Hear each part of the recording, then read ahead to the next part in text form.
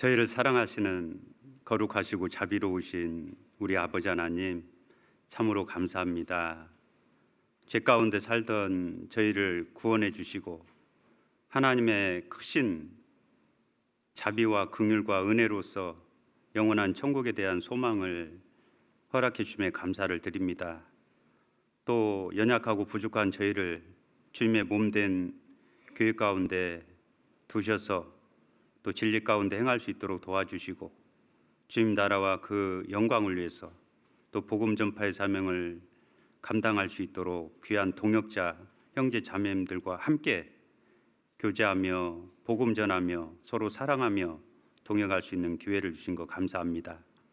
주님 오신 그날까지 이 믿음의 대열에서 한 사람도 낙오하거나 실족한 일 없도록 자비와 긍휼을 더욱 베풀어 주시고 우리 신앙을 보존시켜 주시기를 또 원합니다.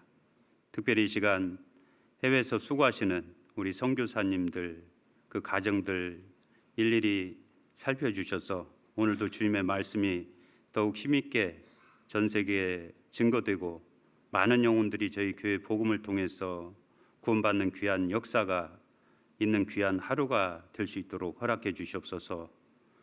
오늘 특별히 주께서 사랑하시는 우리 구미교회 성도님들 또 이렇게 주님 말씀 앞으로 인도해 주셔서 감사합니다.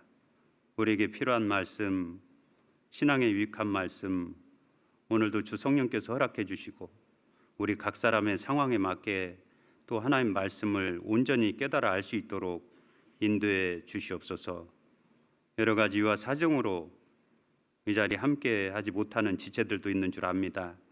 병중에 계신 분들 속히 건강함을 허락해 주시고 또 여러 가지 이유와 사정으로 또 어려움을 겪고 계신 분들도 회복의 하나님께서 위로와 능력을 더해 주셔서 주님의 몸된 교회 안에서 함께 교제하며 또 신앙생활 해나갈 수 있도록 역사해 주시옵소서.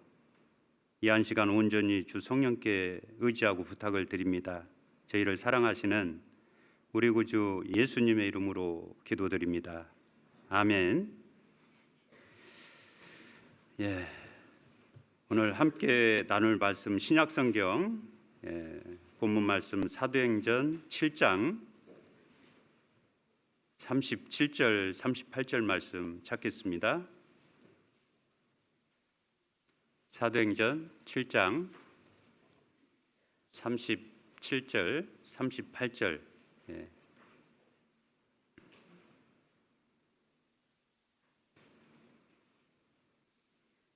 찾으셨습니까?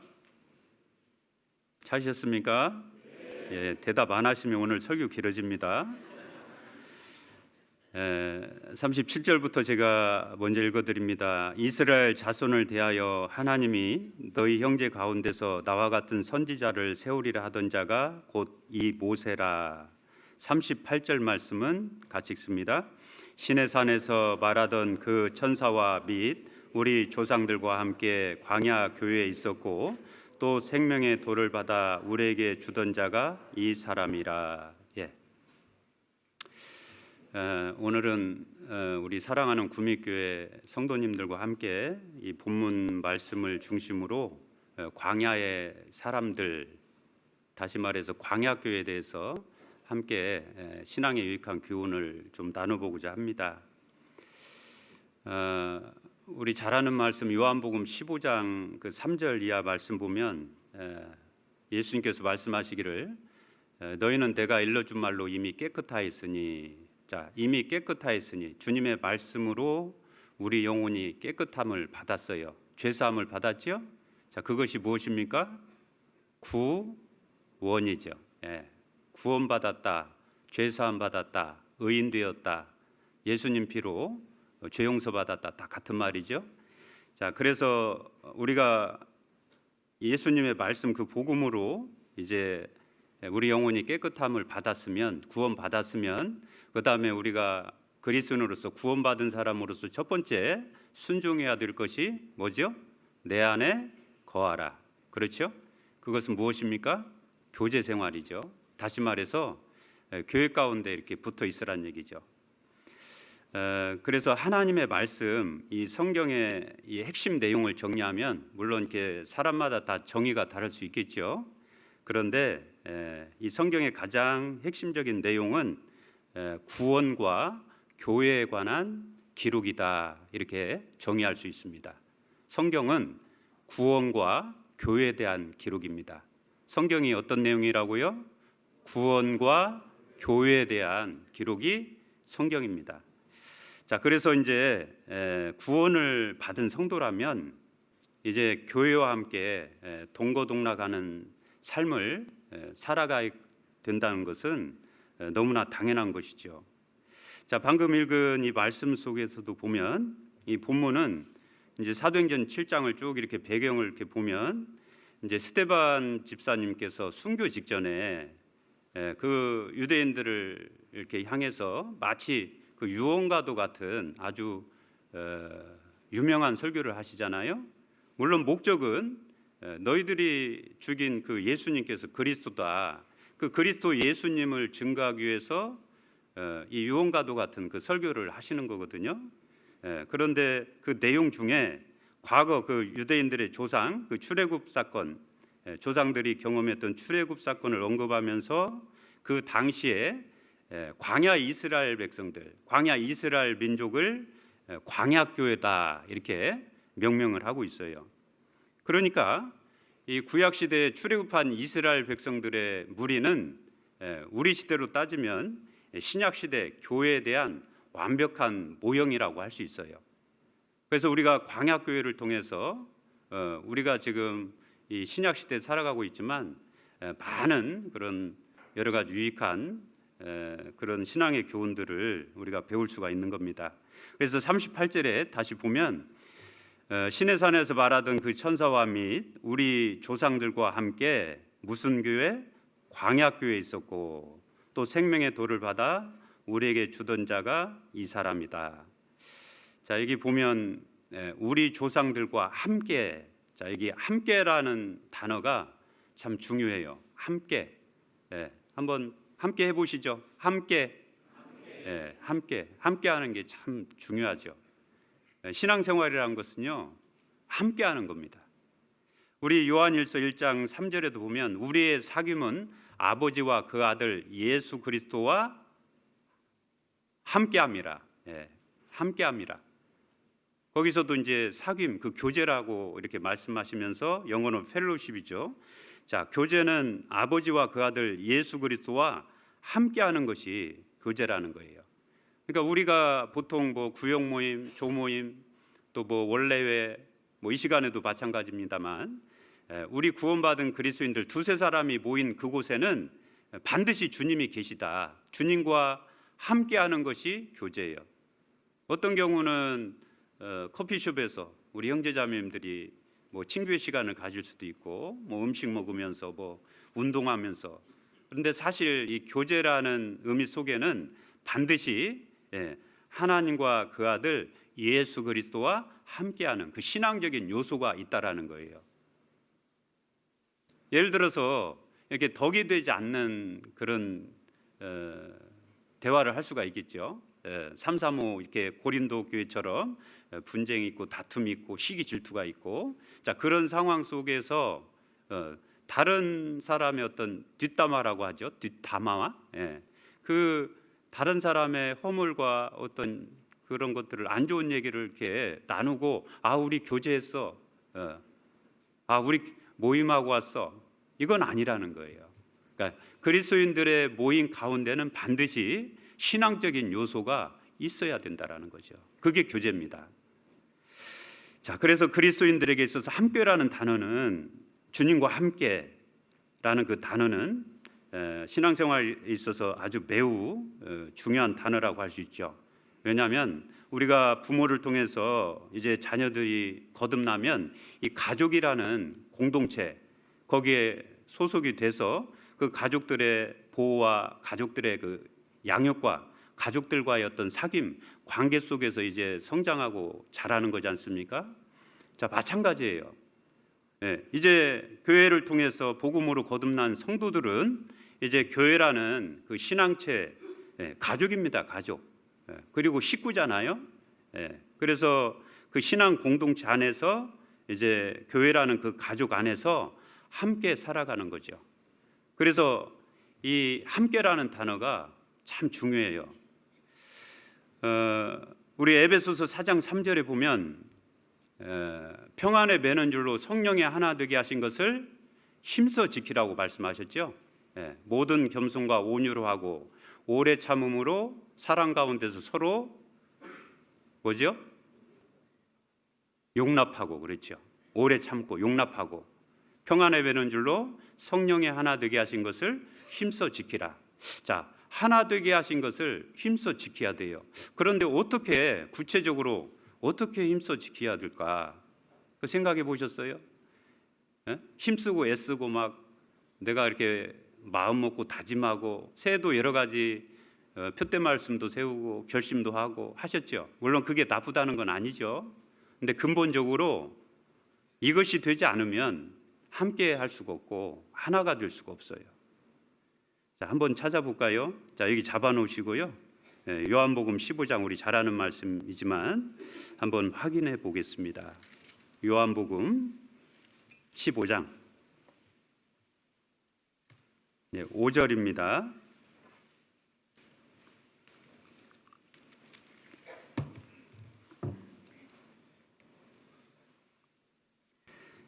요한복음 15장 5절 말씀 같이 읽습니다. 나는 포도나무요 너희는 가지니 저가 내 안에 내가 저 안에 있으면 이 사람은 과실을 많이 맺나니 나를 떠나서는 너희가 아무것도 할 수 없음이라. 그 유명한 포도나무 비유에 대한 말씀을 예수님께서 하시면서 자 너희는 가지다. 그래서 저가 내 안에 내가 저 안에 있으면 이 사람은 과실을 많이 맺나니 나를 떠나서는 너희가 아무것도 할 수 없다. 자, 주님이 계신 곳이 어디입니까? 우리 시대 교회잖아요. 머리 대신 주님이 계시고 모든 성도가 지체로서 한 피바다 한 몸이룬 형제 자매가 함께하는 곳, 그곳이 교회라는 거예요. 그래서 우리가 이 포도나무 비유를 통해서도 알 수 있는 것은 우리가 주님의 몸된 교회와 함께 있을 때 이 사람은 과실을 많이 맺을 수 있다라는 거예요. 우리 신앙생활의 목적, 목표가 바로 여기 있습니다. 열매 맺는 생활이죠. 거기 8절에도 보면 8절도 같이 읽습니다. 너희가 과실을 많이 맺으면 내 아버지께서 영광을 받으실 것이요 너희가 내 제자가 되리라. 너희가 과실을 많이 맺으면 내 아버지께서 영광을 받으실 것이요. 그렇죠.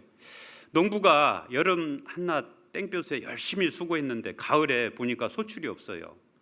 허망하지 않습니까? 허탈하고. 그래서 농부가 열심히 땀 흘리고 농사진 결과 겨울에 많은 소출, 그 열매를 거둘 수 있다면 그 농부한테는 무엇보다 큰 기쁨과 보람이겠죠. 자, 마찬가지입니다. 주님이 우리를 구원하셨고 자기 피로 자기 목숨값으로 하나님의 자녀가 되게 했습니다. 자, 우리가 하나님께 이제 드려야 될 것이 뭐예요? 열매라는 거예요. 그런데 그 열매, 과실은 어떻게 맺어지냐면 주님의 몸된 교회와 함께할 때 그 열매가 맺어진다라는 거죠. 그래서 저희 부산 중부교회 그 교회 표대 말씀도 그 표어도 하나 되어 열매 맺는 교회로 정했습니다. 하나 되어 열매 맺는 교회. 많은 열매를 맺어야 주님께 영광이 되고 교회 기쁨이 되는데 하나 되지 않으면, 연합되지 않으면, 함께하지 않으면 그 열매를 거둘 수도 바랄 수도 없다라는 거죠.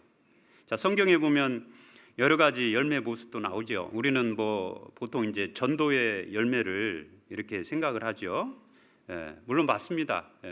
전도의 열매 중요하죠. 그런데 성경에 보면 전도의 열매도 있지만 갈라디아서에 보면은 성령의 9가지 열매도 있죠. 사랑과 희락과 화평과 오래 참음과 자비와 양성과 충성과 온유와 절제. 이게 우리 주님의 성품이죠. 너희 안에 이 마음을 품으라.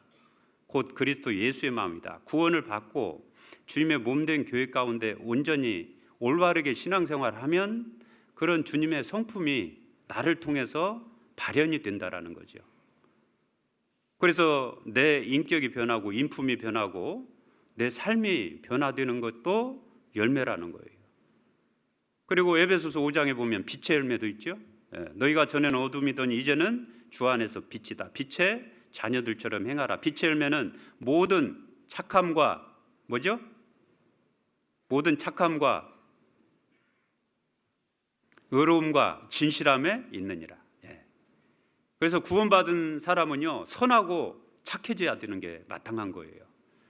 구원받기 전이나 구원받은 뒤에나 똑같이 거짓말하고 이렇게 다른 사람한테 손가락질 당하고, 우리 구원받은 그리스도인들이 절대 들어서는 안 되는 금기어가 있죠. 이방인들한테 들어서는 안 되는 금기어. 뭔지 아세요?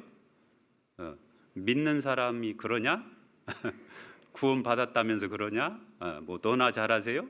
정말 이런 말 들으시면 너무 슬픈 겁니다. 그런 말 들으시는 분 안 계실 거예요. 자, 그래서 어쨌든 그런 전도의 열매, 성령의 열매, 빛의 열매, 우리는 열매 맺기 위해서 이 자리에 왔고 모여서 함께 신앙생활하고, 그 열매를 거둬서 주님 앞에 드릴 때 주님께서 영광을 받으신다라는 거죠. 또 교회의 기쁨이 되는 거고, 그래서 열매 맺는 신앙생활을 누리기 위해서 무엇보다 우리가 교제 안에, 교회 안에 거하는 것이 절대적인 요소라는 거예요. 특히 이제 우리 시대는 정말 그 말세지말이라고 하잖아요. 요즘 보면 정치적으로나 사회적으로나 얼마나 혼란스럽습니까? 이럴 때 정말 우리 그리스도인들이 이렇게 중심을 잡고 이 죄가 충만한 시대, 우리 시대에 정말 구별된 삶을 살아가기 위해서는 이 교회의 중요성을 더욱 절실히 깨달아 알아야 됩니다. 교회가 정말 중요한 거예요. 또 구원받은 그리스도인들은 이 교회에 대한 올바른 지식도 가지고 있어야 되겠죠. 이유는 수많은 그리스도인들이 이 구원은 받으신 것 같은데 이 교회에 대한 올바른 지식이 없어가지고요, 이 신앙생활에 실패하는 경우가 의외로 많습니다. 우리 고린도전서 10장에 보면 그런즉 선줄로 생각하는 자는 넘어질까 조심하라. 우리 신앙생활을 이렇게 장거리 그 마라톤에 이렇게 비유하잖아요. 우리가 구원을 받고 어떤 분은 10년 혹은 20년, 30년 아니면 그 이상 이제 쭉 교회 안에서 이렇게 신앙생활을 해오시는데 잘 하시다가 갑자기 안 보이시는 분들이 있어요. 주님 앞에 귀하게 이렇게 쓰임 받으시다가 또 그 직분을 이렇게 잃어버리는 분들도 계시고, 실족하는 분들도 계시고, 그 전문 용어로 잠수 타시는 분도 계시고, 아시죠? 그런 분들이 계신 게 사실 불편한 진실이고 현실이에요. 자, 왜 그럴까? 왜 그럴까요? 먼저는 정말 구원이 확실해야 되고, 그 다음에는 이 교회에 대한 올바른 지식이 있어야 됩니다. 교회에 대한 확고한 교회관이 정확하게 잡혀져 있어야 되고요. 교회관이 올바르게 돼 있어야 주님 앞에 가는 그날까지 이 교제 가운데, 교회 가운데 붙어 있을 수 있는 거예요. 그래서 우리 잠언 7장에 보면 한 어리석은 소년 이야기가 나오는데요. 그 소년이 음녀의 유혹을 받습니다. 그 음녀는 이제 사단 마귀의 어떤 모습을 가리키는 거죠. 근데 결국은 그 어리석은 소년이 음녀의 유혹에 넘어가 버립니다. 그래서 소가 푸주간으로 가는 것 같다, 그렇게 표현을 했잖아요. 그리고 마지막 그 잠언 7장 26절에 보면 그 음녀가 많은 사람을 상하여 엎드러지게 하였나니 그에게 죽은 자가 허다하니라. 허다하다 그랬어요. 전라도 사투리입니까? 쎄따라고 그러죠. 경상도 사투리예요? 쎄따, 그런 말 들어보셨어요? 제가 전에 거창에서 그 목회할 때 보니까 천지 삐까리라고 하더라고요. 그런 말 여기 구미도 쓰십니까? 아무튼 이 사단 마귀의 그 괴계의 유혹에 빠져가지고 신앙생활 잘하다가 그 신앙의 맛을 잃어버리고 그 신앙의 길에서 곁길로 나가는, 실족하는 그런 그리스도인들이 의외로 천지빛깔이라는 거죠. 왜 그럴까? 그 중요한 이유 중에 하나가 뭐냐면 이 교회관이 잘 잡혀있지 않아서 그럴 수 있다는 거예요. 그래서 마귀는요, 실제로 그리스도인들로 하여금 이 교회를 잘 알지 못하도록 교회와 멀어지게 하는 그런 역사를 하죠. 성령께서는 교회를 통해서 말씀 중심으로 또 교회 중심으로 사역자 중심으로 이렇게 모으는 역할을 하잖아요. 예수님도 말씀하시기를 나와 함께 하지 않는 자는 반대하는 자고 나와 함께 모으지 않는 자는 해치는 자니라, 흩어지게 하는 자니라, 이런 말씀하셨죠. 마귀는 성도와 성도 사이를 이간질하고 갈라놓게 합니다. 마음이 흩어지면은요, 교회는 복음을 전할 수가 없어요. 성령의 역사는 그 순간부터 이제 중단이 되는 겁니다. 그래서 실제로 우리가 구원을 받고 이제 꽤 많은 시간이 흐르고 구원의 연수가 오래된 성도님들 중에서도 간혹 이 교회가 무엇이고 교회 가운데 어떻게 행해야 될지를 이 교회관이 잘 잡혀 있지 않기 때문에 의외로 그런 신앙의 시행착오를 겪고 많은 어려움을 신앙생활 가운데 겪고 하시는 분들이 계시더라고요.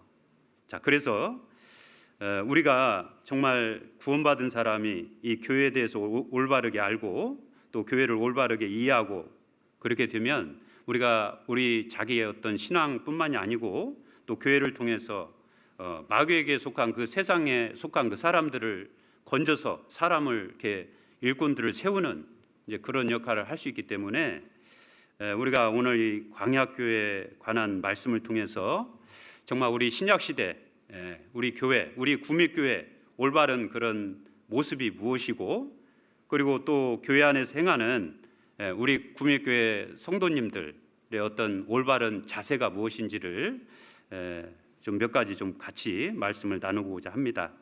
자, 다시 오늘 본문으로 다시 한번 돌아가 보겠습니다. 사도행전 7장입니다. 잡아 놓으셨죠? 사도행전 7장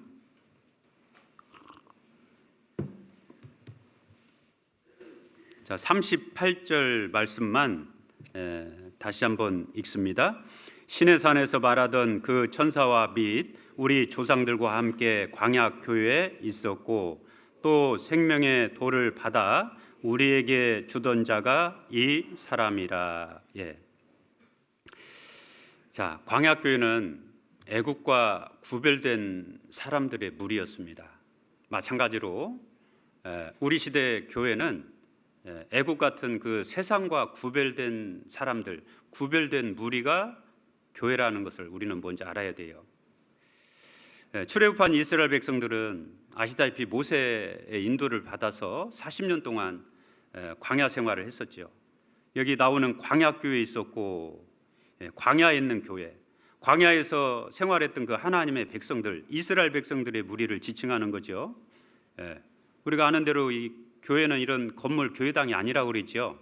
헬라어로 에클레시아라는 것은 구별된 무리, 뼈낸 무리 이런 뜻이라 했습니다. 그래서 그 당시에 400년 동안 종살이하던 이스라엘 백성들이 이제 애굽에서 완전히 벗어나서 따로 광야에서 이렇게 구별된 그 모습, 그 무리를 이제 광야교회다라고 이렇게 명명하고 있는 거예요. 그래서 광야교회라는 것은 이집트에서 반드시 애굽에 있을 때 유월절 어린 양의 피를 경험을 해야 돼요. 먼저는. 그리고 두 번째는 피를 경험하고 출애굽 홍해 바다를 반드시 통과한 사람들이어야 됩니다. 이 두 가지 조건을 갖춘 사람들이 광야교회 성도들이었던 거예요. 유월절 어린 양의 피를 경험하지 않으면 안 됐어요. 또 홍해 바다를 건너야만 했습니다. 그래서 이 구약 시대는 사실 이 교회라는 개념이 없었잖아요. 그런데 이 성경은 이 광야, 구약 시대 광야 이스라엘 백성을 광야교회다 이렇게 지칭을 하고 있는 거예요. 그 이유는 바로 유월절 어린 양의 피와 홍해바다 사건을 경험했기 때문에 그 교회가 될 수 있는 그 아주 필수 조건이죠. 그것을 만족했기 때문에 그들은 비록 광야에 들어갔지만 하나님께서 그 이스라엘 선민 이스라엘 백성을 교회다라고 이렇게 인정을 해주신 겁니다. 자, 거기 관련된 구절을 한번 좀 찾아보죠. 여기 잡아놓으시고 구약성경 출애굽기 12장 출애굽기 12장 13절입니다. 자, 성경은 두 손으로 찾고 계시죠? 예, 이제 새해도 됐고 했으니까 한 손으로 성경 찾지 마세요. 예, 두 손으로 성경 찾으시고요. 출애굽기 12장 13절. 자, 같이 읽습니다. 내가 애굽 땅을 칠 때 그 피가 너희의 거하는 집에 있어서 너희를 위하여 표적이 될지라. 내가 피를 볼 때 너희를 넘어가리니 재앙이 너희에게 내려 멸하지 아니하리라. 예. 여기 보면 그 피가 피 얘기가 나오고요. 내가 피를 볼 때 너희를 넘어가리니. 자, 이런 이 말씀의 그 배경은 아시죠? 예. 하나님께서 400년 동안 종살이하던 그 이스라엘 백성들을 이제 모세를 보내 가지고 모세 선지자를 통해서 애굽에 10가지 재앙을 내리고 이제 그들을 가나안 땅으로 이끄시는 그 과정 속에서 있었던 일입니다. 그래서 10가지 재앙 중에 그 마지막 그 장자 죽는 재앙에 관한 말씀인데, 그 피를 바르지 않는 그 집의 문의 좌우 그 설주와 임방에 유월절 어린 양의 피를 바른 집에 그 장자는 살았고, 피를 바르지 않은 그 집의 장자는 이스라엘 백성의 장자라 할지라도요, 피를 바르지 않으면 살았어요, 죽었어요? 죽었습니다.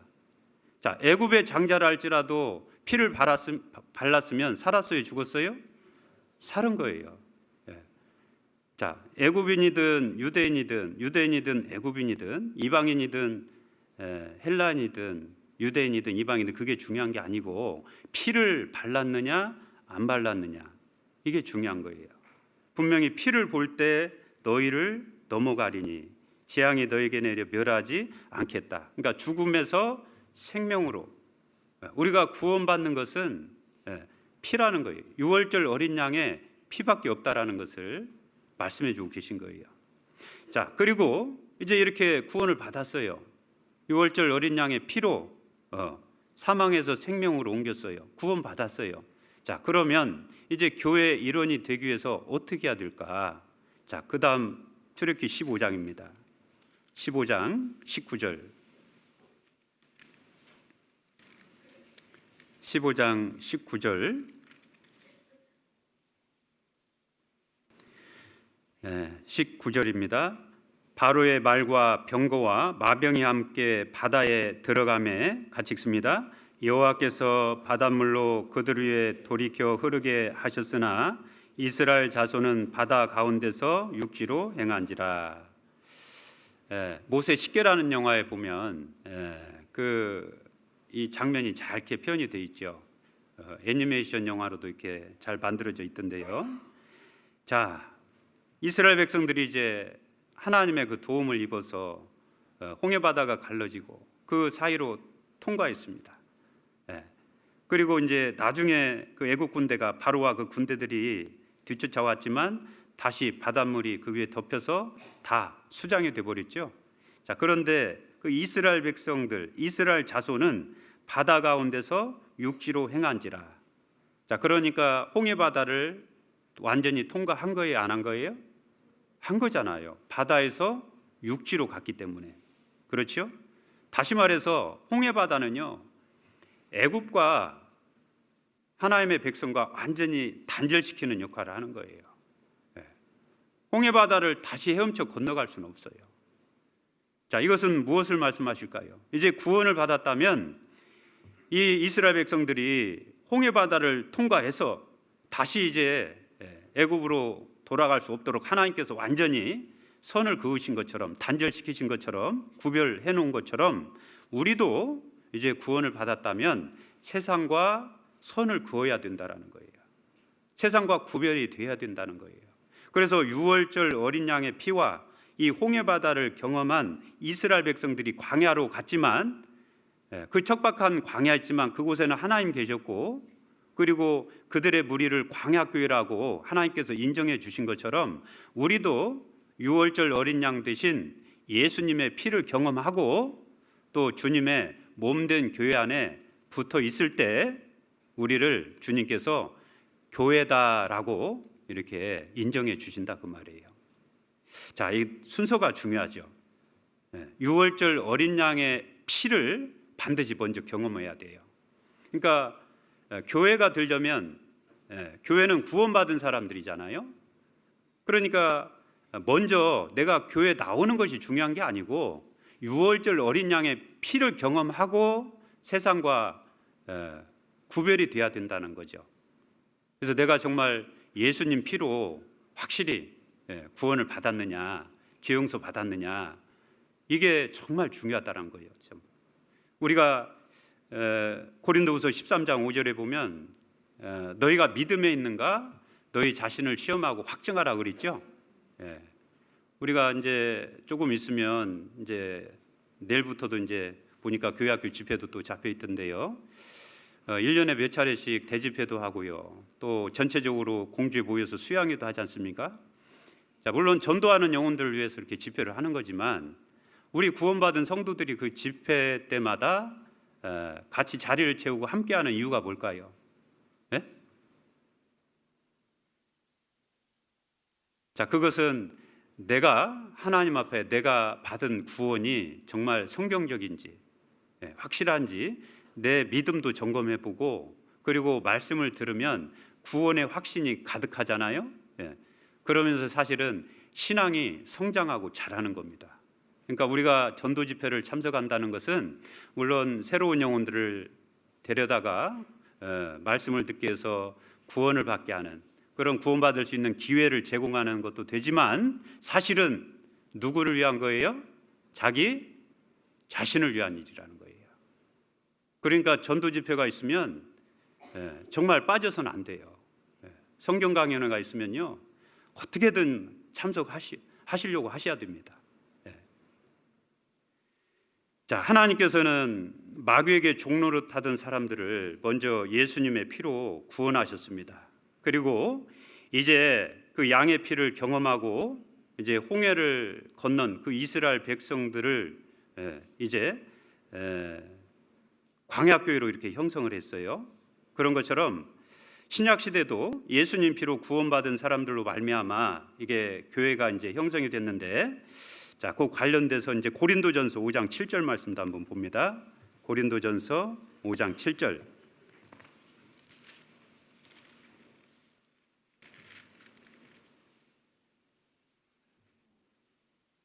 고린도전서 5장 7절입니다. 신약성경 267페이지.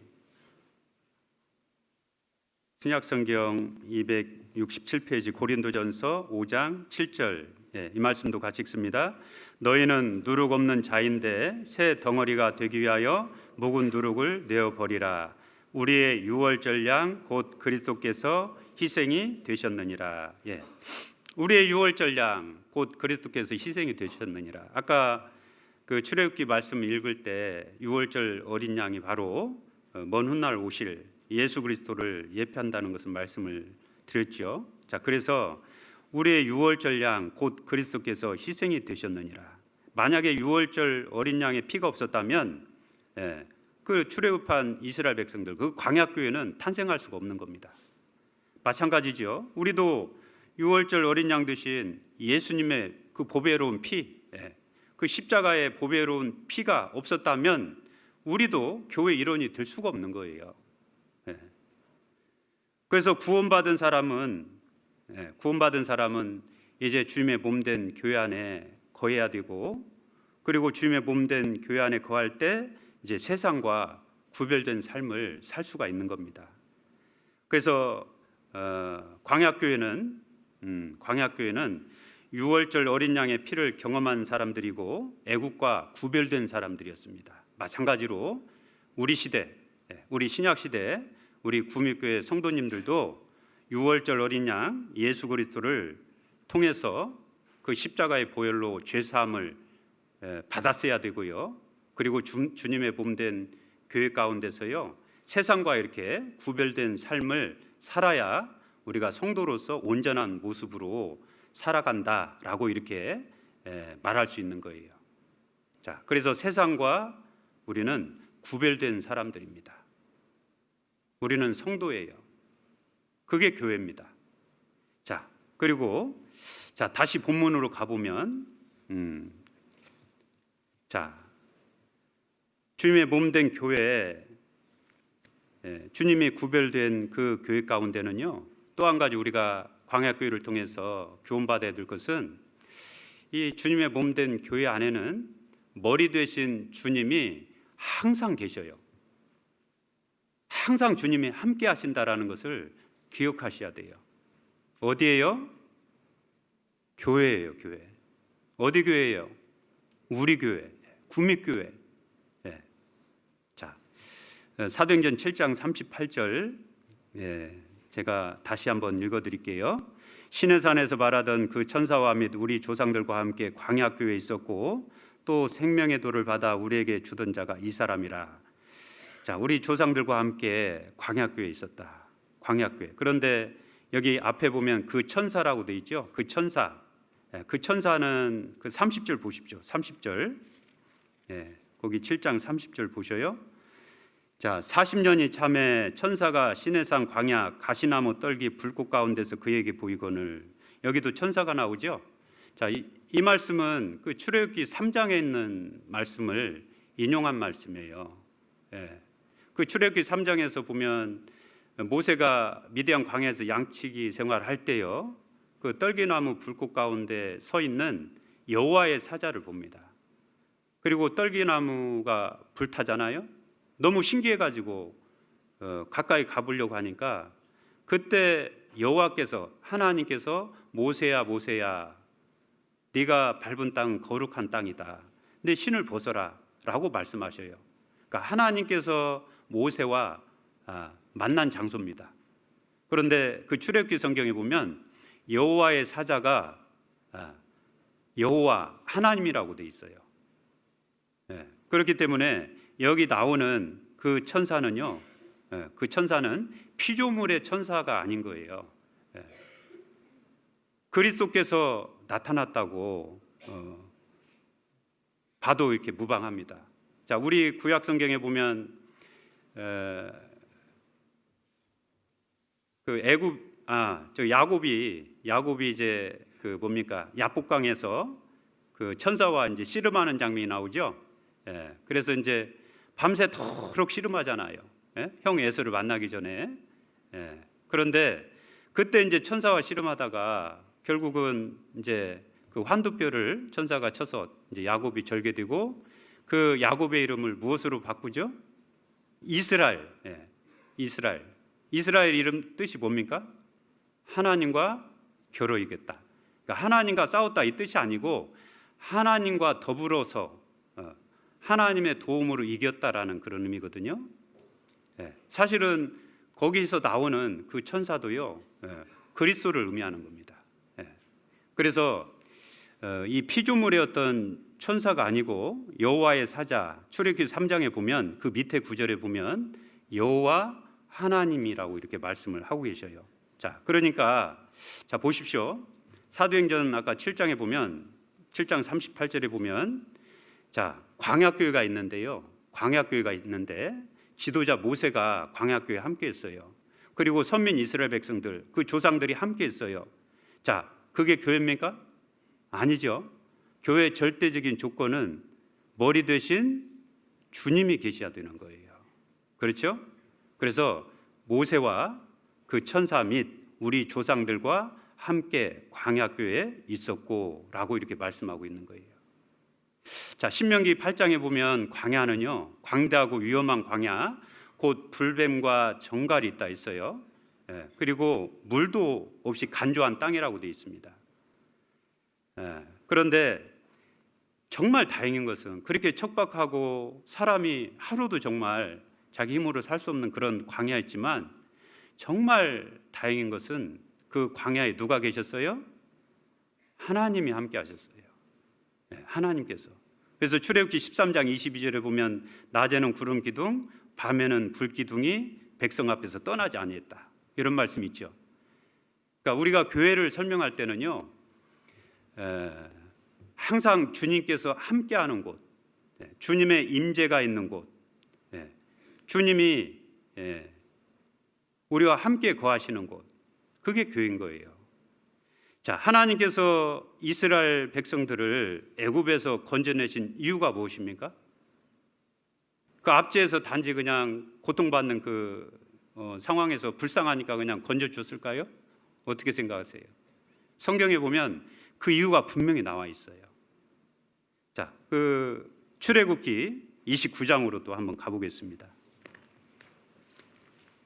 출애굽기 29장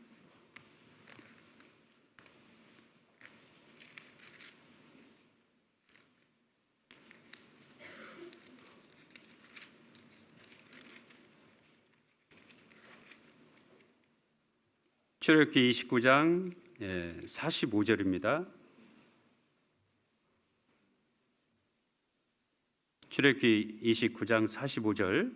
내가 이스라엘 자손 중에 거하여 그들의 하나님이 되리니, 46절은 같이 읽습니다. 그들은 내가 그들의 하나님 여호와로서 그들 중에 거하려고 그들을 애굽 땅에서 인도하여 낸 줄을 알리라. 나는 그들의 하나님 여호와니라. 그들은 내가 그들의 하나님 여호와로서 그들 중에 거하려고. 자, 왜 이스라엘 백성들을 그 애굽 노예 생활에서 해방시키셨습니까? 왜 홍해 바다를 건너게 하고 광야로 인도하셨습니까? 그리고 왜 하나님께서 가나안 땅을 허락하셨습니까? 그 가나안 땅은 천국의 모형이거든요. 자, 왜 그랬을까요? 여기 답이 나와 있죠. 하나님께서 그들 중에 거하시려고. 하나님께서 이스라엘 백성들과 영원토록 함께 하시려고 그들을 애굽에서 건지셨다라는 거예요. 자, 함께 한다는 게 뭡니까? 왜 함께 하려고 할까요? 여러분들 사랑하는 사람과 함께 하고 싶어요? 미운 사람과 함께 하고 싶어요? 사랑하는 사람과 함께 하고 싶죠. 자, 하나님께서 이스라엘 백성들과 함께 거하려고 그들을 구원하셨다라는 것은 이스라엘 백성들을 그만큼 사랑하셨다라는 거예요. 자, 마찬가지죠. 자, 우리가 왜 구원을 받았습니까? 하나님께서 우리를 구원하신 이유가 뭐지요? 우리를 불쌍히 여기셔가지고, 또요, 우리와 함께 사시려고, 우리와 함께 사시려고, 우리를 사랑하기 때문에 우리와 함께 사시려고, 우리 중에 거하시려고 우리를 구원하셨어요. 자, 그래서 신약 시대에 하나님께서는 죄인을 왜 자기 백성으로 삼으셨는가? 왜 우리로 하여금 그리스도의 피를 경험하게 하셨는가? 왜 성도들로 하여금 침례를 받게 하고 한 무리로 만들게 하시는가? 그 이유가 무엇입니까? 바로 주님의 몸된 교회 안에서 주님이 우리와 함께 하시려고. 그래서 이제 교회가 완성되면 어떻게 돼요? 교회가 완성되면 이 교회가 들림을 받잖아요. 그죠? 그래서 영원한 천국에서 주님과 함께 영원히 함께하는 것이 그게 교회입니다. 자, 천국다운 이유가 뭘까요? 우리 어르신들 이제 밤만 되면 막 허리도 아프고 다리도 아프고 온통 아픈데 투성이죠. 그래서 제가 이제 어르신들 이렇게 신방 가면은요, 그 요한계시록 21장에 있는 말씀을 가지고 이렇게 가끔 위로를 해드립니다. 천국에 가면 눈물도 없고 슬픔도 없고 아픔도 없고 사망이나 안 좋은 것은 다 없잖아요. 천국은 좋은 것만 가득해요. 아시겠죠? 우리 학생들 스마트폰은 없어요, 천국에.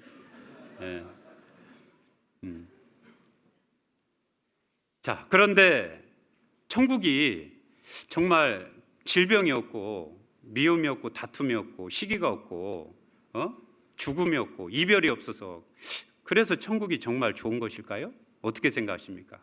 천국이 정말 좋은 이유는 따로 있어요. 그 이유는 하나님께서 우리와 영원히 함께 하시기 때문에, 하나님이 계신 곳이기 때문에 천국이 천국답고 천국이 좋은 겁니다. 그렇죠? 자, 요한계시록 21장으로 가봅니다.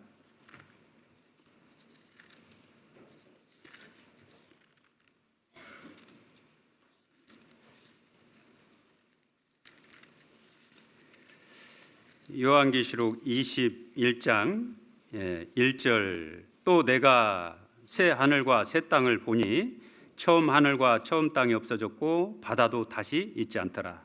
자, 새 하늘과 새 땅, 이것이 영원한 천국이지 않습니까? 자, 그리고 3절에 보면 같이 읽습니다.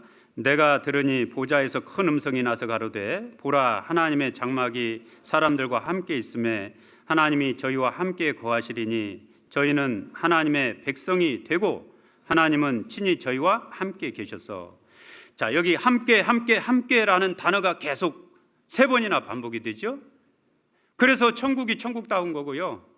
우리가 천국에 가면 우리를 사랑하시는 그 하나님이 계신 곳이기 때문에, 사랑이 충만하신 곳이기 때문에, 그 하나님의 사랑 안에 있기 때문에, 그래서 천국이 좋은 거예요.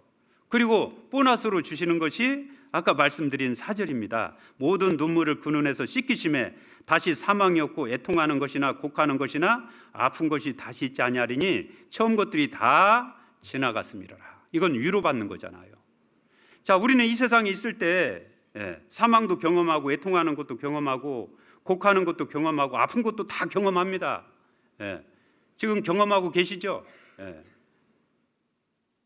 국어사전에, 죄송합니다, 국어사전에 보면 개고생이라고 나와 있더라고요. 정말 이 세상은요, 하나님 떠난 인생들은 개고생하고 있는 거예요. 그런데 천국에 가면 그런 것들이 다 사라지고 정말 영광스럽고 행복한 곳이 되는 그 근본적인 이유가 뭐냐? 사랑의 하나님이 계시기 때문에 그래요. 그래서 우리를 구원하셨고, 우리를 그래서 주님의 몸된 교회 안에 두신 거예요. 그래서 이방인의 충만한 수가 더해지고 주님의 몸된 교회가 완성이 되면 이제 이 교회를 주님의 나라로 인도해서 영원히, 영원 무궁토록 주님께서 우리와 영원히 함께 행복하게 사시려고 주님의 몸된 교회를 지금 세워가고 계신 거라는 거죠. 얼마나 참 주님 앞에 감사한 일이에요. 그죠? 그래서 우리가 알아야 될 것은 구약시대 출애굽한 이스라엘 백성 가운데 주님이 항상 함께 계셨습니다. 구름 기둥과 불 기둥으로 하나님의 임재를 보여주셨어요. 그런 것처럼 신약시대는 주님께서 주님의 피로 구원받은 무리 속에 임마누엘이라고 하죠. 하나님께서 우리와 함께 하십니다. 임마누엘의 하나님이 계시는 거예요. 그래서 고린도후서 6장에 보면 하나님께서 우리 가운데 두루 거하신다라고 되어 있어요.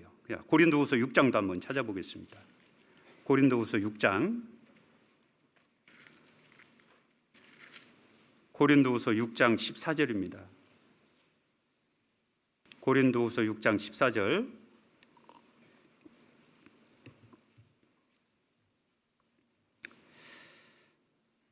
14절부터 제가 읽어드립니다. 너희는 믿지 않는 자와 멍에를 같이 하지 말라. 의와 불법이 어찌 함께하며 빛과 어둠이 어찌 사귀며 그리스도와 벨리알이 어찌 조화되며 믿는 자와 믿지 않는 자가 어찌 상관하며 하나님의 성전과 우상이 어찌 일치가 되리요. 우리는 살아계신 하나님의 성전이라. 이게 무슨 말이에요? 구원을 받았다면 세상과 구별돼야 되잖아요. 그죠? 세상 사람들과 구별되고 세상 문화와 구별되고 그 애굽의 그런 문물을 받아들여서는 안 돼요. 자, 우리는 하나님의 거룩한 성전이기 때문에 내가 거룩하니 너희도 거룩할지어다 그랬죠. 자, 이제 구별된 삶을 살아야 됩니다. 왜? 그 이유가 뭐냐? 이와 같이 하나님께서 가라사대, 같이 읽습니다. 내가 저희 가운데 거하며 둘행하여 나는 저희 하나님이 되고 저희는 나의 백성이 되리라 하셨느니라. 그렇죠. 우리가 세상과 구별되고 왜 그리스도인으로서 성결한 삶을 살아야 되냐면 주님이 우리와 함께 하시기 때문에 그래요. 점도 흠도 없는 그분께서, 완전히 거룩하신 그분께서 우리와 함께 하시기 때문에, 그곳이 교회이기 때문에 이 교회 가운데서는 죄가 들어오면 안 되고요. 교회는 성결해야 됩니다. 세상과 구별돼야 돼요.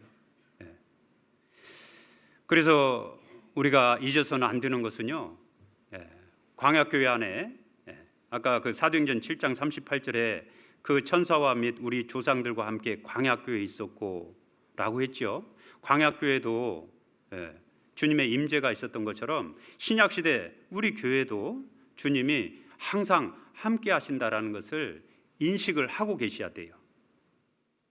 그래서 요즘 이제 카톡 보면은 우리 성도님들이 그 카톡 프로필에다가 뭐 여러 가지 성경 구절도 쓰고 뭐 여러 가지 그 신앙적인 그런 내용들도 이렇게 글을 작성하던데요. 코람데오라고 들어보셨어요?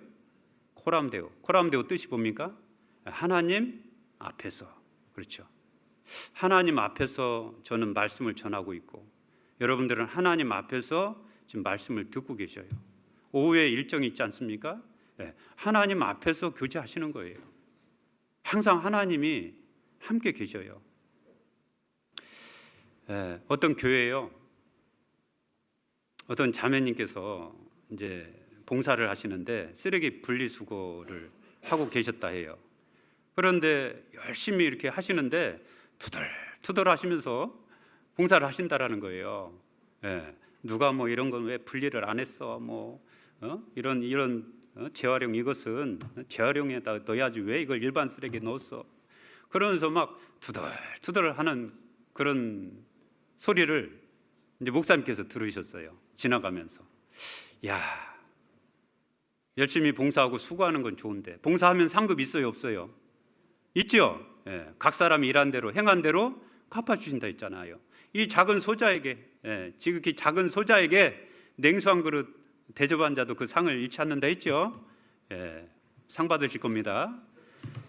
자, 그런데 꾸준히 그렇게 분리수거를 묵묵히 하시는데 입에서 계속 원망의 말이 나와요. 그 상급 다 날아갈 것 같더라고요. 그죠? 그래서 목사님께서 게시판에다가 크게 썼어요. 뭐라고 썼냐면 성도의 선행을 성도는 다 몰라줘도 하나님은 다 보고 듣고 알고 계십니다 라고 이렇게 게시판에다가 A4 용지에다가 큰 글자로 해서 딱 써놨어요. 자, 그 자매님이 그거 봤어요. 그 순간 무슨 생각했을까요? 아차 싶었겠죠. 그 다음부터는 불평이 사라졌대요. 불평이 사라졌대요. 자, 어느 교회에 있었던 일인지는 모르겠습니다. 저희 교회라고는 말씀 안 드릴게요.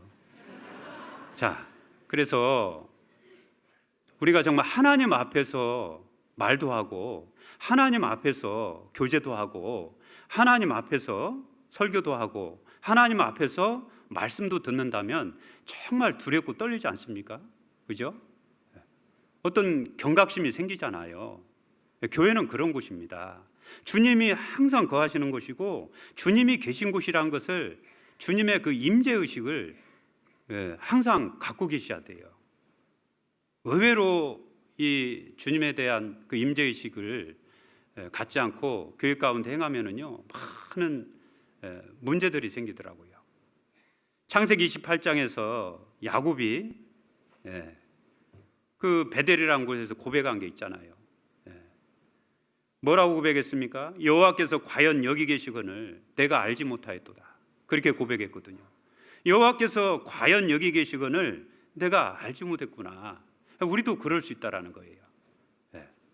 우리가 성경을 통해서 임마누엘의 하나님을 알고 두세 사람이 모인 곳에 주님이 계시겠다라고 분명히 말씀하셨어요. 말라기서에 보면 여호와를 경외하는 자들이 피차에 말하매 그때 여호와께서 그것을 분명히 들으시고 여호와의 기념책에 기록했다라고 돼 있어요. 그러니까 우리의 교제 내용 다 주님께서 들으셔요. 심지어는 기록하신대요. 알고 계셨습니까? 그걸 생각한다면 우리가 교회라는 곳은 참 여간 두려운 곳이 아니에요. 우리가 모임에 간다, 또 형제자매들과 함께 교제를 한다, 이럴 때는요 항상 주님이 함께하고 있다. 하나님 앞에서 코람데오, 내가 어떤 봉사를 하든 무엇을 하든 주님이 다 보고 듣고 알고 계셔요. 그래서 광야교회 가운데 하나님이 거하시고 두루 행하신 것처럼 우리가 알아야 될 것은 신약시대 교회 안에서도요 주님께서 거하시고 두루 행하고 계신다라는 것을 아셔야 됩니다. 항상 그것을 마음에 새기셔야 돼요. 교회 안에 거하시고 두루 다니시는 주님을 모르기 때문에 이 교회를 가볍게 생각해요. 그냥 뭔가 좀 문제가 생기면 안 나오고 교제를 떠나기도 하고요. 왜 그렇습니까? 주님이 거하시고 두루 행하시는 교회라는 것을 잊어버리니까 그래요. 주님이 거하시고 두루 다니신 것을 모르기 때문에 또 개인 그 이기주의, 자기 중심적으로 살잖아요. 교회 안에서도. 그렇죠? 형제 자매를 대접하면 작은 것도 주님께서 상급으로 주신다 했는데요. 주님이 보시고 두루 다니신 것을 생각을 못 하니까 남의 것보다 자기 것부터 챙기는 거예요. 주님이 거하시고 두루 다니신 것을 모르기 때문에 또 성도들한테 무례한 말과 무례한 언행을 하는 거예요. 주님이 불꽃 같은 눈으로 보고 계시는데 주님 앞에 지어서는 안 될 죄를 짓고 있는 거예요. 왜요? 그 주님에 대한 신전 의식이 없는 거예요. 잊어버려서는 안 됩니다. 교회는요, 주님이 두루 거하시는 곳입니다. 두루 다니시고 거하시는 곳이에요. 그래서 신앙생활을 우리가 잘하려면 먼저 반드시 교회 가운데, 교제 가운데 거해야 되고, 또 한 가지, 우리 무리 가운데, 우리 교회 가운데 주님이 거하시고 두루 행하신다라는 것을 늘 일깨워야 됩니다. 그 신전의식을 갖고 계셔야 돼요. 그래야 우리의 삶이 경건해지고 우리가 이 교회에서도요, 말과 행동에 대해서도요, 조심조심 할 수 있는 거예요.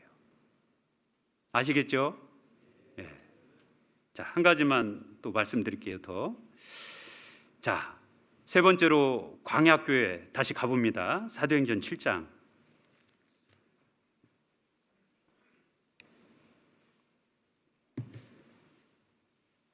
사도행전 7장 38절, 시내산에서 말하던 그 천사와 빛, 우리 조상들과 함께 광야교회에 있었고, 광야교회에 있었고.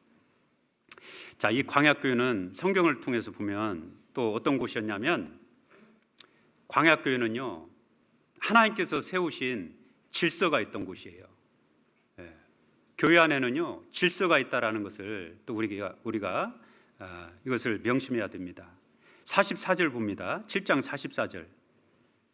7장 44절 같이 읽습니다. 광야에서 우리 조상들에게 증거의 장막이 있었으니 이것은 모세에게 말씀하신 이가 명하사 저가 본 그 식대로 만들게 하신 것이라.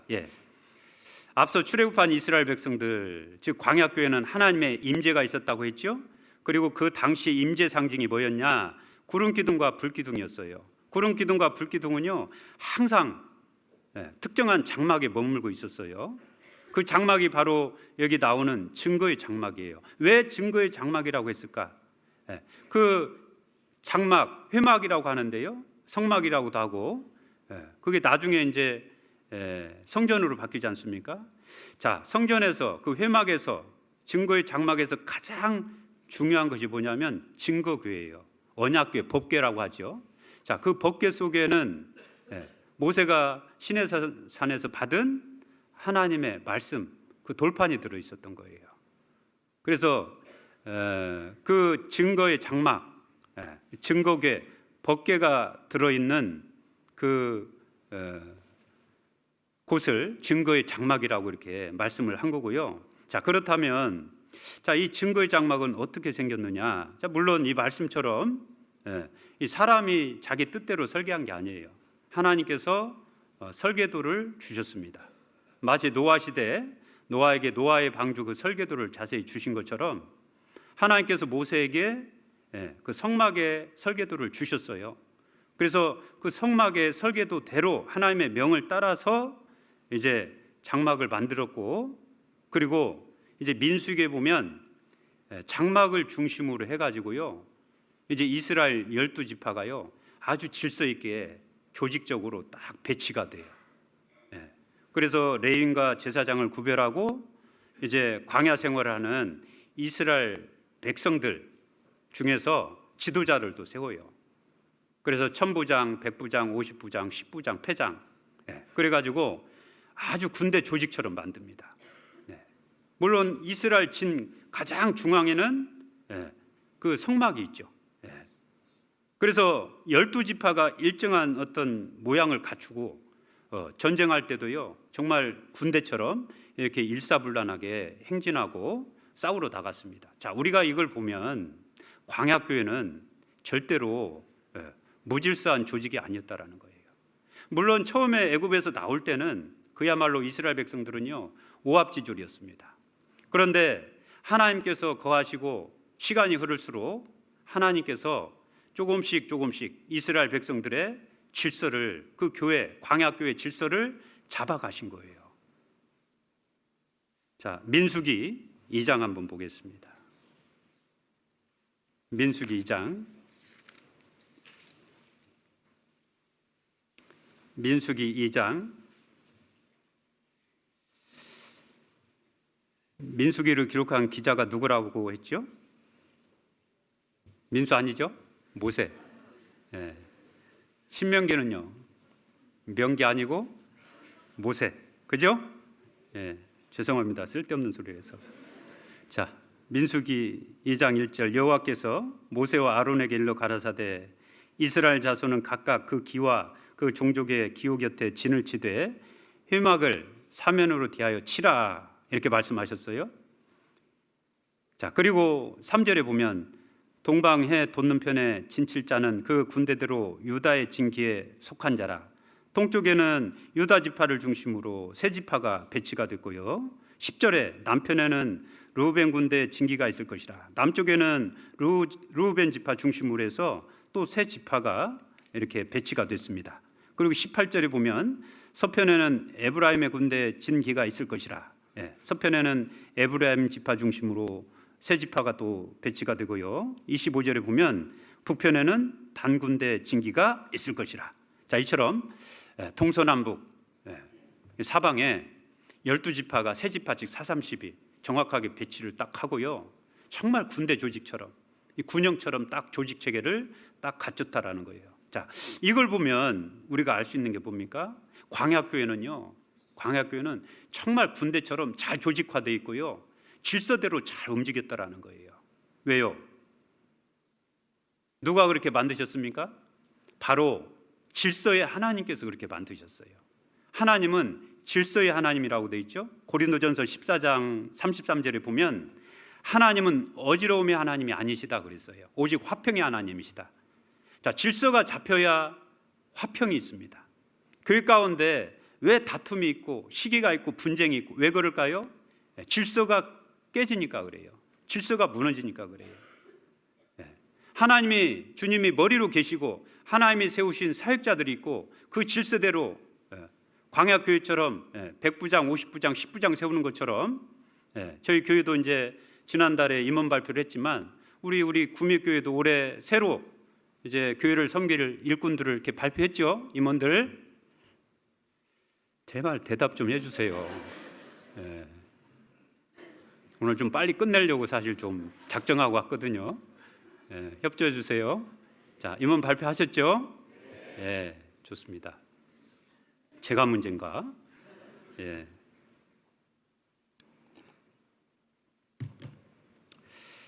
자, 그 임원들은 질서 가운데 세워지는 거거든요. 그래서 어떤 직분을 받든 사실 우리가 군대처럼 계급장이나 감투는 아니잖아요. 그런데 그 질서라는 건 분명히 있다라는 거예요.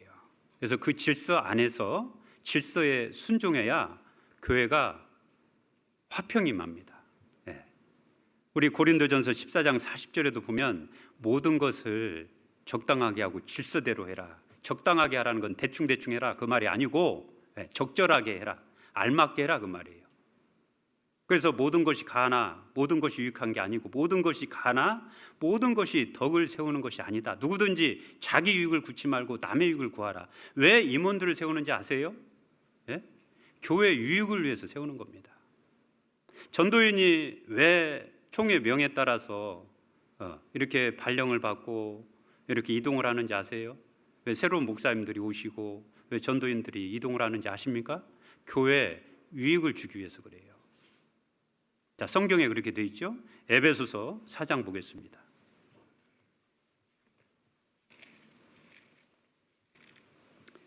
에베소서 4장 11절. 자, 에베소서 따라서 해보세요. 에베소서 에베소서. 다시 한번요. 에베소서.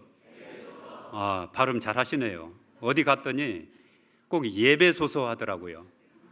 예배소서가 아니고, 이런 예배가 아니고 에베소서입니다. 맞죠? 우리 구미교회 형제자매님들 발음 잘 하시네요. 자, 에베소서입니다. 에베소서 4장 11절. 그가 혹은 사도로, 혹은 선지자로, 혹은 복음 전하는 자로, 혹은 목사와 교사로 주셨으니, 자, 사역자를 주셨어요. 그 이유가 뭔지 보십시오. 12절 같이 읽습니다. 이는 성도를 온전케 하며 봉사일을 하게 하며 그리스도의 몸을 세우게 하려 하심이라.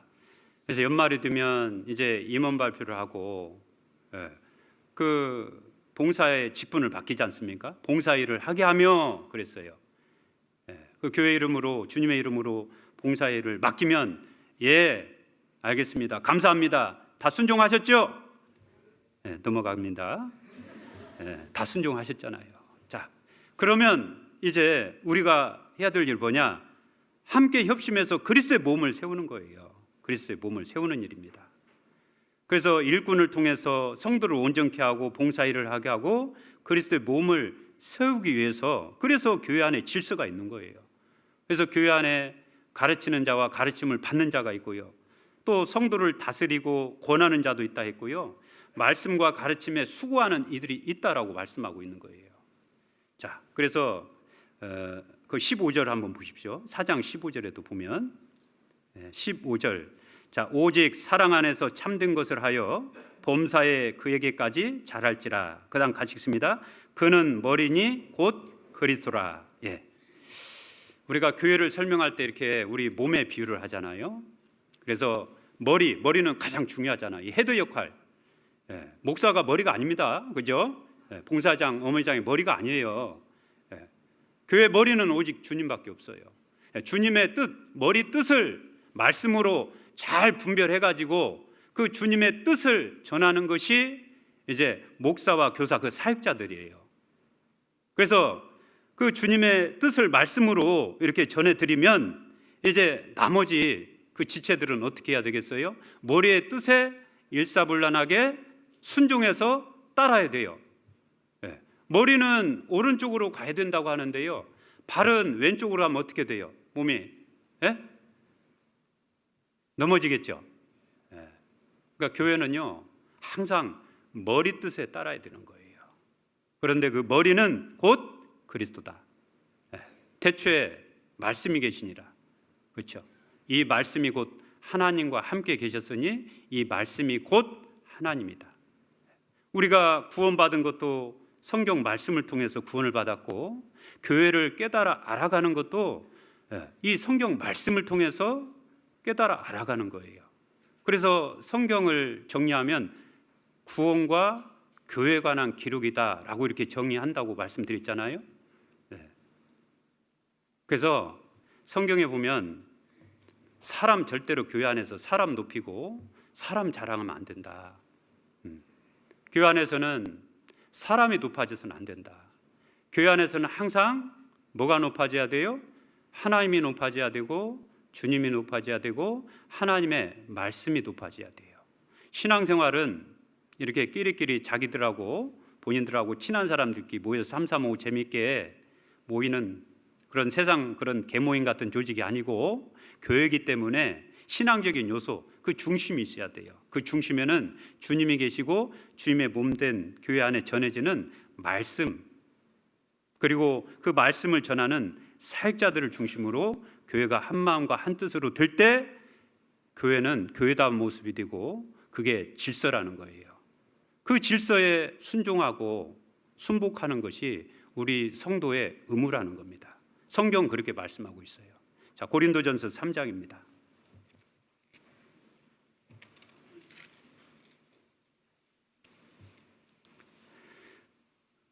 고린도전서 3장 20절입니다.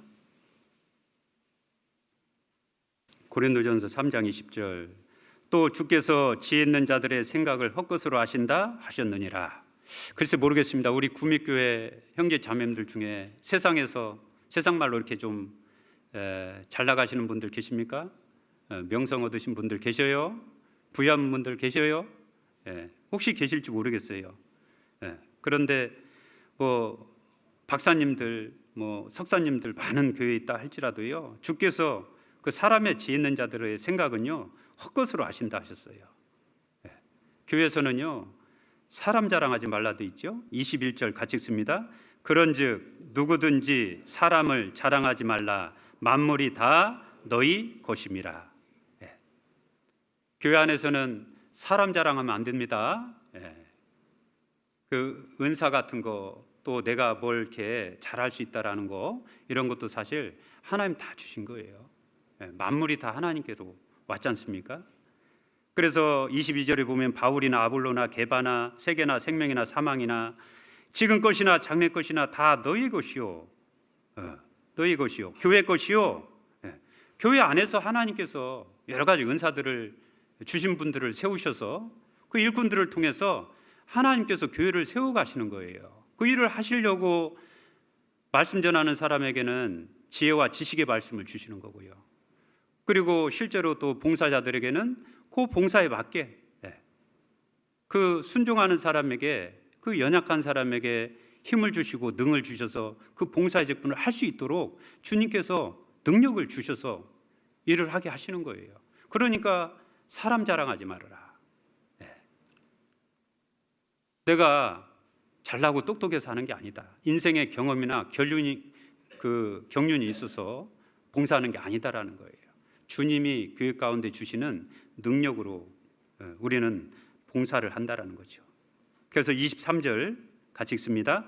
너희는 그리스도의 것이요 그리스도는 하나님의 것이니라. 그러니까 이 말씀 읽어보면 결론적으로 모든 교회 안에 모든 것은, 속한 것은 다 누구 거예요? 하나님 거예요. 하나님 거. 그죠? 하나님 거예요. 그래서 내가 뭘 한다, 뭘 이렇게 드린다, 뭘 이렇게 이룬다, 이런 거 할 때요, 절대 내가 그 나라는 소리는 빼야 돼요. 가능하면 우리. 그리고 더 이제 신앙이 성숙하면 주님께서 하셨다, 주님의 은혜였다, 주님께 영광을 돌려야 돼요. 내가 숨을 쉬는 공기도 누가 주셨어요? 주님이 주셨잖아요.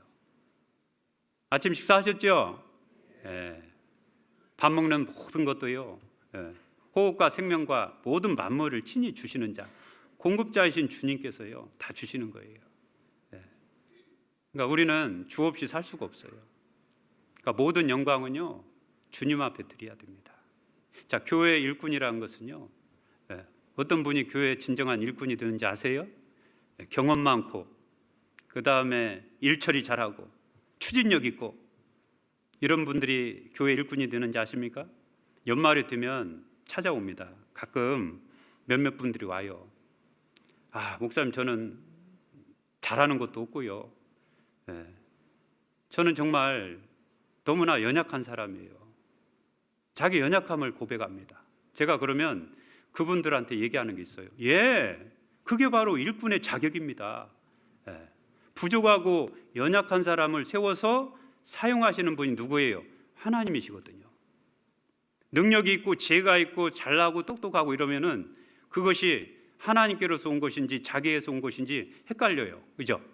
근데 나는 원래 바닥이야. 스스로 알아요. 나는 바닥이야. 그런데 이번에 중요한 직책을 받았어요. 구역장을 맡았고 조장을 맡았고 어떤 책임을 맡았어요. 그러면 더 주님께 간구하지 않겠습니까?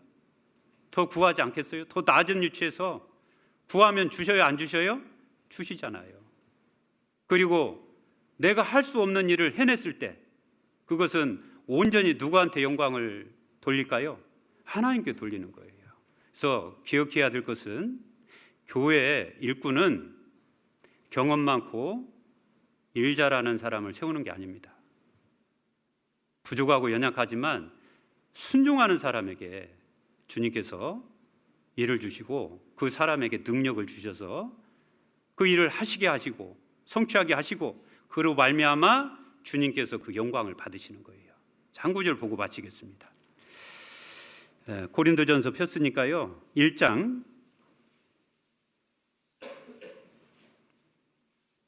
1장 27절입니다. 26절입니다. 1장 26절. 자, 형제들아 너희를 부르심을 보라. 육체를 따라 지혜 있는 자가 많지 아니하며 능한 자가 많지 아니하며 문벌 좋은 자가 많지 아니하도다. 맞습니까? 예. 딱 우리 교회 현실이잖아요. 자, 그런데 반전이 있어요. 27절. 그러나 하나님께서 세상에 미련한 것들을 택하사 지혜 있는 자들을 부끄럽게 하려 하시고 세상에 약한 것들을 택하사 강한 것들을 부끄럽게 하려 하시며 하나님께서 세상에 천한 것들과 멸시받던 것들과 없는 것들을 택하사 있는 것들을 피하려 하시나니 29절은 같이 읽습니다. 이는 아무 육체라도 하나님 앞에서 자랑하지 못하게 하려 하심이라. 교만은 패망의 선봉이에요. 하나님 앞에 정말 겸손한 모습으로 우리가 순종하고 그리고 하나님께서 이루셨다. 나는 하나님 앞에 미련하고 약하고 천하고 세상적으로 가진 거 없고 그런 사람이지만 하나님께서 나를 통해서